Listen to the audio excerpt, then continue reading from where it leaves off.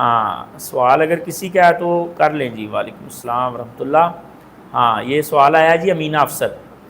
بعض اوقات چوہا گھر میں گھس آتا ہے اور پتہ نہیں چلتا کہ کہاں پھر گیا ہے، ایسی صورت میں اس کی نجاست مثلا پیشاب وغیرہ کے بارے میں کیا حکم ہے جبکہ نجاست نظر نہیں آتی؟ یہ مسئلہ ذرا سمجھ لیں کہ چوہے کی نجاست کھانے پینے والی چیزوں میں منع کی گئی ہے. صرف چوہے کی نجاست کے بارے میں جو سختی آئی ہے نا وہ کھانے پینے والی چیزوں کے بارے میں آئی ہے، اور کوئی نہیں آئی کہ اگر چوہا گھر میں آ گیا سارے گھر کو دھو دو، یا چوہا برتن میں آ گیا تو اس کو 7 بار دھو جیسے کتے نے، ایسی کوئی بات نہیں آئی.